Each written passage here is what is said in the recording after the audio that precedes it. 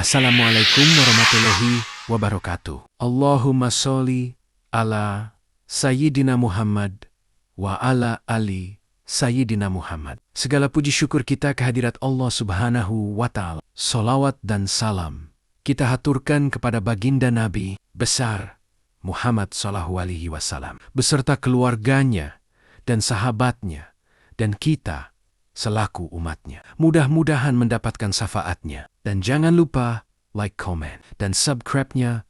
Mohon dukungannya agar kami lebih semangat untuk mengupload selalu dan mengembangkan kisah sejarah-sejarah di channel ini. Terima kasih. Yuk, kita lanjut. Kisah Nabi Musa alaihi salam melawan ahli sihir. Allah memerintahkan Nabi Musa untuk mengajak raja Firaun menyembah kepada Allah Swati. Ketika itu, Nabi Musa ditemui oleh Nabi Harun. Firaun adalah gelar bagi raja Mesir purbakala. Menurut ahli sejarah, Firaun di masa Nabi Musa ialah Menefta 12232124 SM, anak dari Ra. Ketika bertemu dengan Firaun, Nabi Musa menyeru kepada Firaun untuk menyembah Allah. Namun, Firaun tidak memperdulikannya. Firaun juga marah karena Nabi Musa tidak mengakuinya sebagai Tuhan. Oleh karena itu, ia ingin memenjarakan Nabi Musa dan Nabi Harun. Kemudian Nabi Musa berkata, "Hai Firaun, sesungguhnya aku ini adalah seorang utusan dari Tuhan semesta alam. Wajib atasku tidak mengatakan sesuatu terhadap Allah kecuali yang hak. Sesungguhnya aku datang kepadamu dengan membawa bukti yang nyata dari Tuhanmu. Maka lepaskanlah Bani Israel pergi bersamaku." Firaun menjawab, "Jika benar kamu membawa sesuatu bukti, maka datangkanlah bukti itu. Jika betul kamu termasuk orang-orang yang benar." Al-Quran Surat Al-Ra'af ayat 104-106. Kemudian Nabi Musa menunjukkan mukjizat yang ada padanya. Pada saat tongkatnya dilempar, tongkat itu berubah menjadi ular. Selain itu Nabi Musa memasukkan tangannya ke dalam ketiaknya. Ketika tangannya dikeluarkan, tangannya menjadi putih berkilauan. Dengan menunjukkan mukjizat tersebut, Nabi Musa berharap kepada Firaun akan menjadi sadar akan kekuasaan Allah. Namun, Firaun menganggap hal itu hanyalah sihir. Firaun tetap tidak mau menyembah kepada Allah Subhanahu wa Ta'ala. Maka tatkala Nabi Musa datang kepada mereka dengan membawa mukjizat kami yang nyata, mereka berkata, "Ini tidak lain, hanyalah sihir yang debut dan kami belum pernah mendengar seruan yang seperti ini pada nenek moyang kami dahulu." Surat Al-Qasas ayat 36.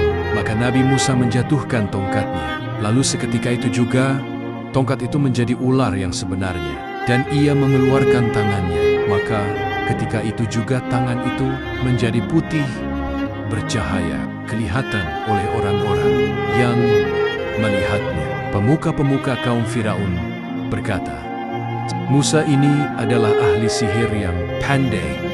Surat Al-Araf ayat 107-109. Firaun menuduh Nabi Musa sebagai seorang ahli penyihir. Firaun meminta kepada Nabi Musa untuk melawan ahli sihir kerajaan Firaun. Pada waktu yang telah ditentukan, Nabi Musa, ahli sihir dari seluruh negeri Mesir, dan banyak orang lainnya berkumpul di lapangan. Ahli sihir memperlihatkan kemampuannya terlebih dahulu. Mereka melempar tongkat masing-masing. Tongkat-tongkat tersebut berubah menjadi ular-ular yang kecil. Ketika tiba giliran, Nabi Musa melempar tongkatnya. Kemudian, muncullah seekor ular yang sangat besar. Hal ini menunjukkan bahwa Allah Maha Berkuasa. Ular besar itu memakan ular-ular kecil yang ada di hadapannya. Para ahli sihir sangat terkejut. Wajah mereka menjadi pucat pasi melihat ular besar memakan ular-ular kecil. Mereka merasa kalah dan hina dengan kejadian tersebut itu di hadapan mereka. Kisah ini diceritakan dalam Al-Quran Surat Al-Ra'af ayat 115-119. Ahli-ahli sihir berkata, "Hai Musa, kamukah yang akan melemparkan lebih dahulu, ataukah kami yang akan melemparkan?" Musa menjawab, "Lemparkanlah lebih dahulu." Maka tatkala mereka melemparkan, mereka menyulap mata orang dan menjadikan orang banyak itu takut, serta mereka mendatangkan sihir yang besar menakjubkan. Dan kami wahyukan kepada Musa, "Lemparkanlah tongkatmu." Maka sekenyong-kenyong tongkat itu menelan apa yang mereka sulapkan. Karena itu nyatalah yang benar, dan batalah yang selalu mereka kerjakan. Maka mereka kalah di tempat itu, dan jadilah mereka orang-orang yang hina. Setelah Nabi Musa menunjukkan mukjizatnya, para ahli sihir Firaun menjadi insyaf. Mereka yakin bahwa Nabi Musa adalah benar-benar utusan Allah. Kemudian mereka menjatuhkan diri dan bersujud. Mereka terus bersujud kepada Allah karena meyakini kebenaran ajaran Nabi Musa dan bukan ahli sihir seperti yang mereka duga sebelumnya. Mereka berkata, "Kami beriman kepada Tuhan seluruh alam, yaitu Tuhannya Musa dan Harun." Mendengar hal itu, Firaun sangat marah. Ia mengatakan bahwa peristiwa itu adalah tipu muslihat Nabi Musa. "Aku tidak mengizinkan kalian beriman kepada Tuhannya Musa," kata Firaun. Para ahli sihir menjawab, "Untuk beriman kepada Allah Subhanahu tidak perlu izin darimu, Firaun." Firaun semakin marah. Ia berkata, "Pasti aku akan memotong tangan dan kakimu secara bersila. Kemudian aku akan menyalib kalian."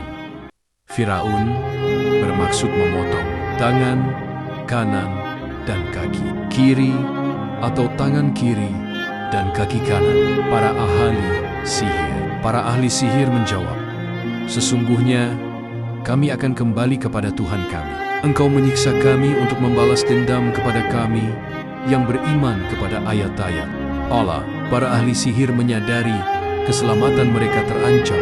Lalu mereka berdoa, "Ya Tuhan kami, limpahkanlah kesabaran kepada kami dan wafatkanlah kami dalam keadaan beriman."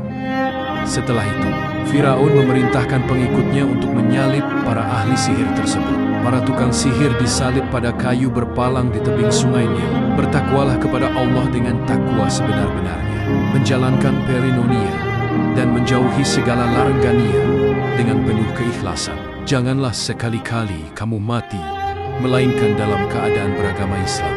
Dari peristiwa ini, banyak orang yang meyakini ajaran Nabi Musa. Di antaranya ialah orang-orang Bani Israel. Nabi Musa dan Nabi Harun bersyukur kepada Allah Subhanahu wa Ta'ala. Semoga kita bisa mengambil hikmahnya di dalam sejarah ini dan menjadi hamba Allah yang soleh dan soleha, taat kepadanya dan Rasul-Rasulnya. Sekian dari kami, semoga bermanfaat. Wallahu alam bisawab. Wassalam.